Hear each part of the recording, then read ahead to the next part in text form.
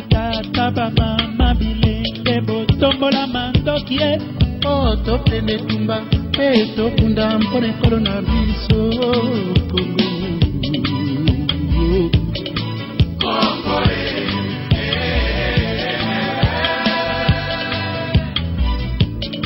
Nzambe akela mokili na mikolo monene ekokabola na biteni ya biso eteni kozwa babengi Kongo.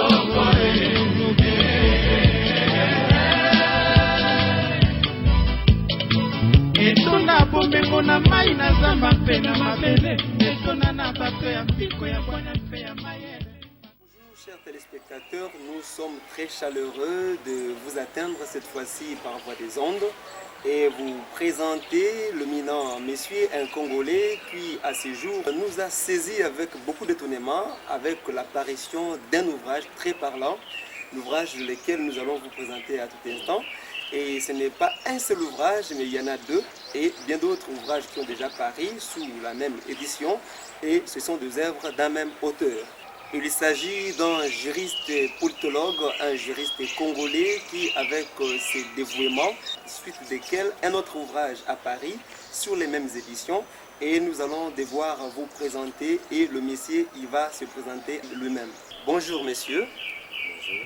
Nous sommes très contents de vous présenter à notre cher téléspectateur et comme je viens de le dire, que vous allez vous présenter vous-même pour qu'ils vous connaissent davantage. Merci, je m'appelle Denis Lukusa, je suis congolais, résident en Belgique, précisément à Bruxelles. Je suis chercheur, juriste politologue, expert consultant en stratégie de management et réforme institutionnelle. À ce titre, j'ai participé à plusieurs réformes dans différents pays d'Afrique et aussi bien au Congo. J'ai participé dans la réforme de la police nationale congolaise en tant que coordonnateur de projet au compte du gouvernement sud-africain dans le cadre de la coopération bilatérale entre la RDC et l'Afrique du Sud. J'ai aussi participé comme coordonnateur expert au niveau du GEMERGIB, groupe de réflexion pour la réforme de la police nationale congolaise. J'ai aussi participé au niveau de la décentralisation. On a dû élaborer la loi organique sur la décentralisation. À l'époque, c'était le général Denis Kalumé-Numbi, qui était ministre de la décentralisation, ministre de l'Intérieur, sécurité, décentralisation. J'ai aussi participé au niveau de la réforme, au niveau de la défense et sécurité, comme expert. J'ai aussi expert international, bien entendu. Aussi bien au niveau, la réforme au niveau du ministère des Affaires sociales et des Affaires humanitaires. Il y a toute une chaîne d'assistance technique qu'on a pu, la matière qu'on a aussi contribué au niveau des différentes réformes dans notre pays, le Congo. Voilà en bref ce que je peux pouvoir dire. Et je suis aussi directeur de consultance d'une société qui s'appelle DML, Facilitator Consultant, qui offre ses services dans les domaines de la communication, gestion des projets, ingénierie, facilitation, traduction, interprétariat, dans la coordination et au niveau de la coopération technique. Voilà un peu en bref. J'espère que vous êtes connectés avec nous. Vous avez suivi la présentation et profil de M. Denis Mwamba Lukusa. Il vous a dit un peu sur ce qu'il est et ce qu'il fait. Alors que nous l'avons reçu ici dans cette émission pour qu'il arrive d'abord à vous présenter l'ouvrage qui vient de paraître sous les éditions Mélonique en juin 2010 et bien d'autres ouvrages qui déjà avant et un autre ouvrage qui vient de paraître bien après simplement l'apparition de l'ouvrage précédent dont je viens de citer. Alors, il s'agit ici de l'ouvrage Dictionnaire de référence des dates et des événements historiques en République démocratique du Congo, bien plus jubilé du 50e anniversaire d'accession à l'indépendance de la République démocratique du Congo, c'est-à-dire de 1960 en l'an 2010. Alors, nous allons passer maintenant à la présentation de cet ouvrage qui se fera simplement par lui-même l'auteur, qui va nous dire les circonstances qui l'ont amené au niveau de la rédaction d'un pareil ouvrage, parce que cet ouvrage-là nous poserons autant de questions, et bien de questions qui vous intéresseraient aussi. Alors, il y a un dictionnaire de références et des dates et des événements. Alors, il va nous dire quels sont les événements que lui a préféré nous relater et nous mettre dans ce dictionnaire-là. Est-ce que cela s'avérait important de nous condenser dans un seul ouvrage tous ces détails, et pourtant il y a bien de livres qui traitent de la matière, historiquement parlant et politiquement parlant, et nous allons remettre la parole à Monsieur Denis Mwambalou Koussa. Merci pour cette opportunité. Ce n'est pas la première fois, donc je pense que ça ne sera plus la dernière fois. Pour ce qui concerne l'ouvrage, c'est un travail qui m'a pris presque une décennie, 10 ans de recherche, 10 ans de méditation, 10 ans de réflexion, 10 ans d'enquête et de recherche de témoignages, de témoins, de consultations des ouvrages et différentes sources. Cependant, les déclics, il y a eu un déclic intérieur qui a, c'est en août 1998, ce qui, pour les Français et pour les Belges, c'est 1998, qui a eu ce déclic. Et je commençais à pouvoir penser comment répertorier les grands événements qui ont marqué l'histoire de notre indépendance et la marche politique, bien entendu, de notre histoire. C'est en 1999 que j'ai débuté le travail à proprement dit. Mais ou sinon, les déclics, les constats, c'était en août 1998. Ce qui fera presque une année après que j'ai déclenché ma recherche. Et ce qui m'a beaucoup plus marqué, c'était quoi? C'était par un constat. Je me suis dit, avec tous ces événements dans notre pays, comment pouvoir un jour relater à nos enfants, à la jeunesse montante, ce qui s'est passé justement avec précision. Et cependant, en voulant répondre à cette question, je pensais que j'avais un devoir de mémoire en tant qu'intellectuel, en tant que politologue, de commencer ce travail intellectuel et scientifique et qui me coûtera trop cher. Au début, je pensais que c'était un travail de quelques jours, de quelques mois, peut-être au maximum une année, 2 ans. Au fur et à mesure que j'avançais, je me suis rendu compte que ça nécessitait beaucoup de recherches, ça nécessitait beaucoup de renseignements, d'informations et de vérifications afin de pouvoir avoir un document fiable et digne d'être référencé. Et c'est dans cette optique que j'ai pensé plus loin en disant je préfère prendre tout mon temps de faire cette recherche jusqu'à présenter un ouvrage au cinquantenaire de l'indépendance du Congo un ouvrage de référence. C'est pourquoi je l'ai intitulé Dictionnaire des références, c'est-à-dire toute personne intéressée par l'histoire politique du Congo et son évolution pourrait s'en procurer cet ouvrage et décortiquer la matière. Et aussi bien, c'est un outil de référence pour les législateurs qui doit nous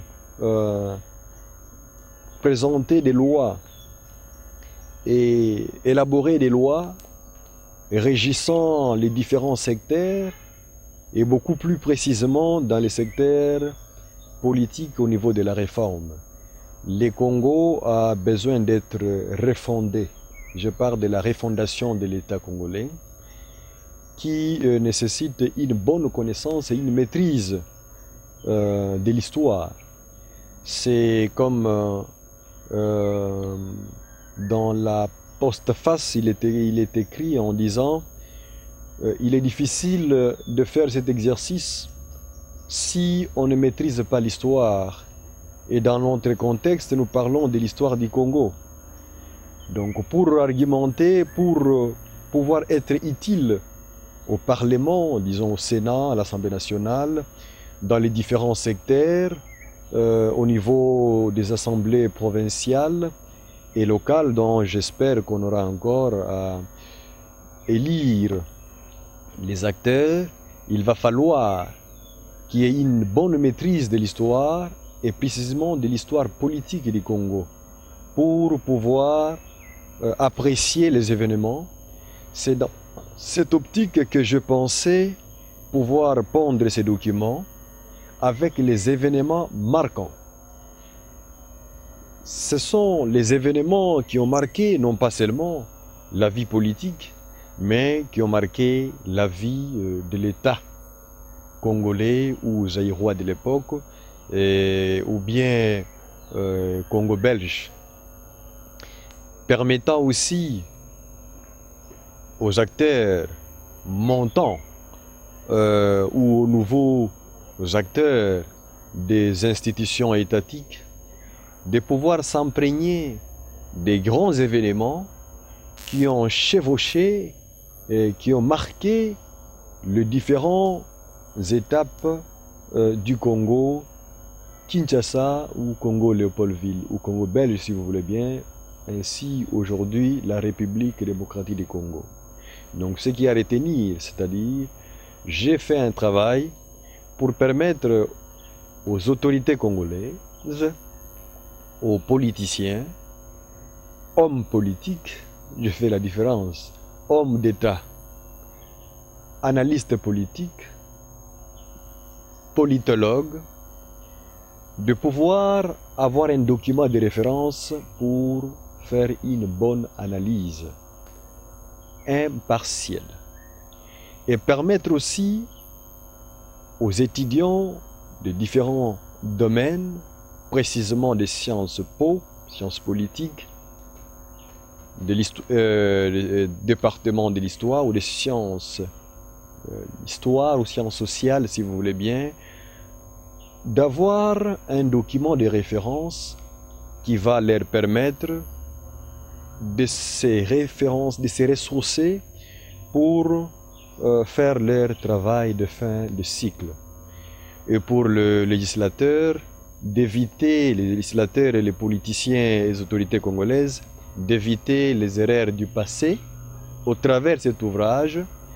Et c'est un ouvrage de référence et qui vous donne des repères dont je le crois, que le Congo a perdu sa boussole.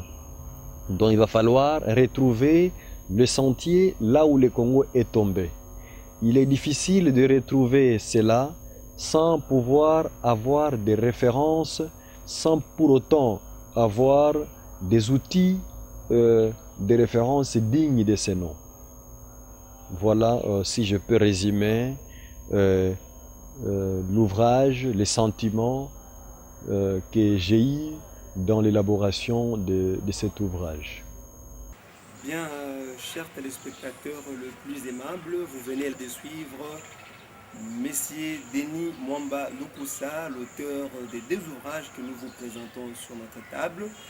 Il vient de faire un large exposé des impressions, des sentiments qu'il a eus parce que la République démocratique du Congo est un pays, en tout cas très important au centre de l'Afrique, et c'est un pays le plus convoité, comme vous le savez vous-même, l'histoire nous renseigne. Et maintenant là, il vient de nous expliquer quelles sont les ambitions qu'il a militées pour qu'il puisse, dans un condensé qu'il appelle le même dictionnaire de référence, pour nous relater tous les événements historico-politiques, s'il faut que je les dise, dans un ouvrage et avec des dates précises. Et là, il vient de dire que c'était dans l'objectif de pouvoir retracer l'histoire de la République démocratique du Congo et de le remettre à leur juste valeur. Alors, nous voulons l'aborder encore avec des questions qui vous préoccupent. Nous allons entrer en campagne électorale et cela nous amènera à élire d'autres dirigeants, autres que ceux qui nous ont dirigés. Il peut paraître que ce sont les mêmes dirigeants, cela est l'expérience des urnes. Mais Paris, cet ouvrage, juste l'année passée, qui reprend l'histoire de 1960 en l'an 2010. C'est pourquoi, chers téléspectateurs, que M. Denis Mwamba Lukusa arrive à nous répondre si cet ouvrage n'est-il pas tendancieux. Oui, c'est une très bonne question qui me fait rire. Vous savez que l'ouvrage, j'ai commencé à élaborer cet ouvrage en 1999. Mais le constat, je l'ai fait en août 1998. Ce qui veut dire, c'est un travail de 10 ans. Et à l'époque, les nouveaux acteurs nombreux n'ont pas été sur la scène politique de manière active. Mais ce qui est important, nous constatons que c'est en 2001, après l'assassinat de M. Laurent Désiré Kabila, que l'actuel chef de l'État, alors général-major Joseph Kabila, prendra le pouvoir. Et à ce moment-là, l'ouvrage était déjà en pleine élaboration. Et parce qu'on a commencé l'ouvrage en 1999, il n'était pas encore actif au niveau de la scène politique congolaise, si ce n'est pas dans l'armée. Et c'est important de préciser cela. Les acteurs que je vois aujourd'hui, en 1999, nombreux étaient encore en gestation ou en train de se positionner. Donc c'est pour dire, loin de là, un ouvrage tendancieux pour les élections de 2011. Mais plutôt ce que je voulais dire, c'est un ouvrage que je mets à leur disposition pour leur permettre d'éviter les erreurs du passé, les erreurs de leurs aînés, de l'élite congolaise, ce qu'ils ont, les dégâts commis, les dégâts causés depuis 1960 jusqu'en 2010, il y a eu beaucoup de dégâts. S'il n'y a pas eu de dégâts, le Congo serait dans les concerts des nations. Le Congo serait prêt au rendez-vous du XXIe siècle.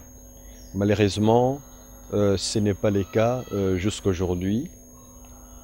C'est pour cette raison que j'invite les acteurs politiques d'aujourd'hui de découvrir cet ouvrage et de pouvoir se rendre compte là où ils ont commis des erreurs, là où leurs décisions ont causé des dégâts matériels, politiques, des dégâts humains, la destruction de l'État congolais, la destruction des infrastructures, la destruction même de la mentalité congolaise, et aussi bien au niveau de la réflexion. Je constate avec beaucoup de regrets que lorsqu'il y a des élections, les Congolais n'arrivent plus à réfléchir deux fois. Ils votent tout simplement parce que il a les t-shirts d'un parti politique, d'un leader politique quelconque, juste au titre d'avoir le t-shirt, il préfère les lire. Il y a même certaines personnes qui n'ont pas l'essence des élections. Et lire, lorsque vous donnez votre voix à une personne politique, sachez bien que les dégâts ou les positifs qu'il peut amener dans le pays, cela vous incombe. La responsabilité ne retombera pas seulement à la personne que vous avez élue, mais bien entendu aussi à vous-même, parce que vous avez fait ces choix. Donc j'invite le peuple congolais à faire un bon choix, à faire un choix responsable.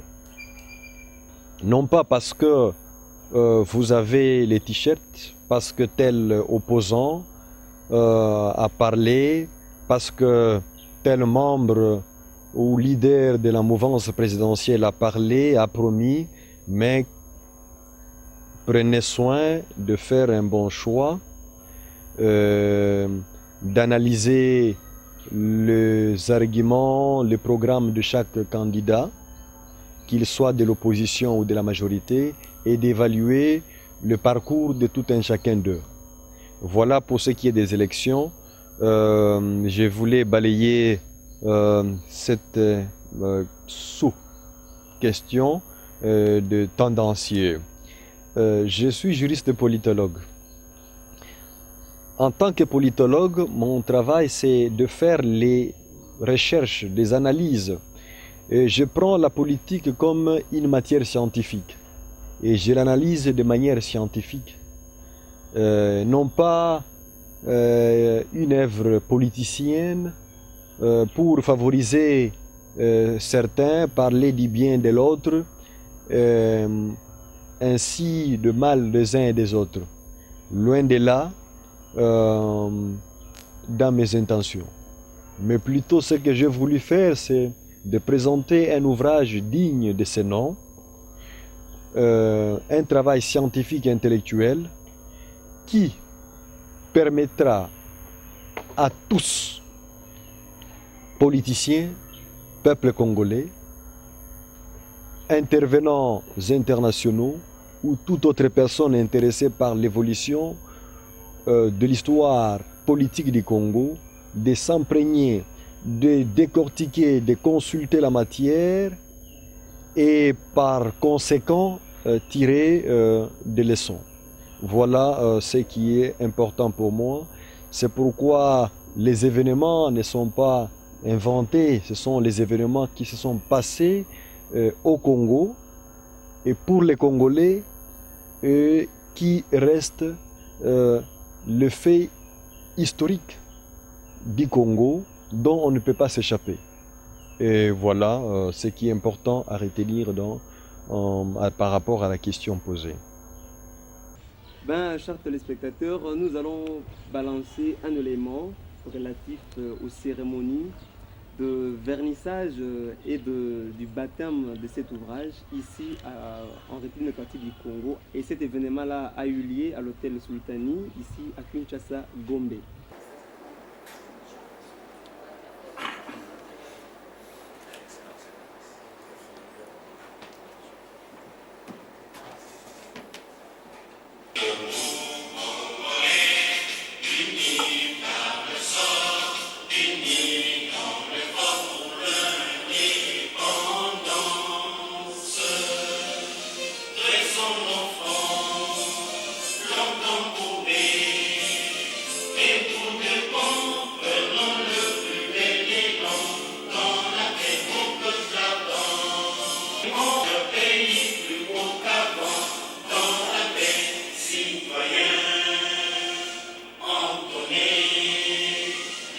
Sacré de votre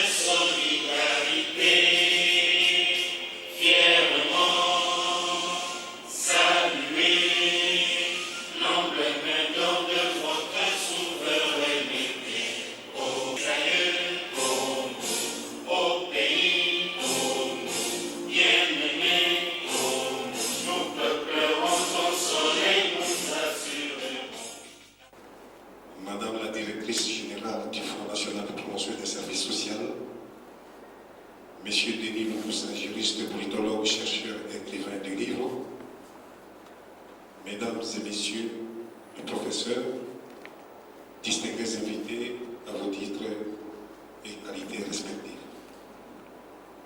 Le protocole est très honoré de vous accueillir et vous recevoir dans ce somptueux cadre de l'hôtel Sultani. À l'occasion de la cérémonie du baptême de l'ouvrage intitulé Dictionnaire des références des dates et des événements historiques de la République démocratique du Congo, jubilé du 50e anniversaire d'accession à l'indépendance de 1960 jusqu'en 2010, sur ce, avec votre autorisation, Excellence, Monsieur le Ministre, le programme s'articule autour des points ci-après. Mon introduction de la directrice générale du Fonds national de promotion et des services sociaux, Monsieur Denis Boukoussa, écrivain, il va faire la présentation du livre. Le professeur Noël Obotena, il va faire l'économie du livre et les commentaires. Et il y aura quelques 2-3 questions posées au professeur et à M. Boukoussa. Le baptême du livre par son Excellence, Monsieur le Ministre. Hymne national, cocktail, fin de la cérémonie. Excellence encore, avec votre autorisation, demandons à Madame la Directrice Générale pour son introduction. Mesdames et Messieurs les honorables députés, Excellence Monsieur le Ministre des Affaires sociales, Action humanitaire et solidarité nationale, Messieurs, Mesdames et professeurs, distingués invités en vos titres et qualités respectives, nous vous souhaitons la bienvenue en ces lieux pour avoir honoré de votre présence cet événement. Nous avons juste l'occasion de circonscrire l'événement qui nous unit en ces lieux. Ce que M. Denis Boukoussa, nous l'avons rencontré en Belgique quand son Excellence, M. le ministre des Affaires sociales, nous avait envoyé dans le cadre de la recherche. C'était à l'occasion du lancement du livre organisé par M. l'ambassadeur de notre pays, de la RDC en Belgique, dans le cadre du jubilé du cinquantenaire. À cette occasion, il nous avait donné un espace pour parler aux écrivains congolais, que nous avions d'ailleurs eu l'occasion de découvrir, parce que le salon était plein de je crois que c'était plus de 1000 livres congolais, écrits par des Congolais, parlant du Congo. C'était vraiment une découverte pour nous. Et à la même occasion, il m'avait donné l'opportunité d'expliquer en quoi les livres peuvent aussi contribuer à l'action sociale dans notre pays. Et ce n'était pas un exercice facile pour nous, mais nous avions eu à rattacher cela à notre mission en tant que Fonds national de promotion des services sociaux. Nous avons donc parmi nos missions la promotion des vulnérables, la promotion de tout ce qui est action sociale, service social. À ce titre, et après échange avec les écrivains, il était question de savoir que si jamais un écrivain veut agir aussi dans le social dans notre pays, il peut à la rigueur accepter de réajuster peut-être le prix de son livre de manière à mettre de quotité que lui donnerait à titre de contribution au social. Parce que l'action sociale partout dans le monde, c'est une affaire de tous. C'est basé sur la solidarité. Et ce geste serait comme une solidarité à l'égard de tout ce qui se passe dans notre pays. Voilà pourquoi